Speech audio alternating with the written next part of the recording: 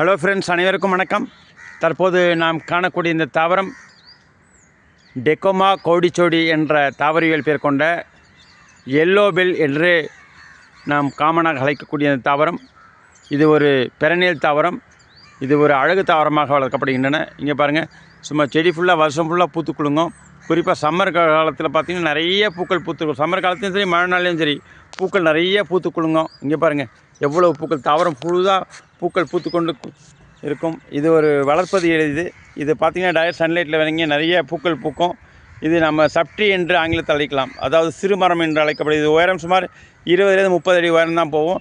நம்ம ட்ரிம் பண்ணி மெயின்டைன் பண்ணி இது நம்ம ஒரு லெவல் புஷ் டைப்பில் வச்சு நம்ம ஒரு லெவல் 5 அடி 6 அடி கூட நம்ம உயரம் வச்சு நம்ம மெயின்டைன் பண்ணலாம். இங்கே பாருங்கள், தாவரம் முழுவதுமே பூக்கள் தான்.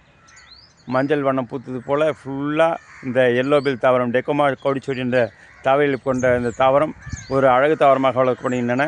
இது பாட்டில் வைக்கலாம், கிரவுண்டில் வைக்கலாம், எப்படியும் வச்சுக்கலாம்.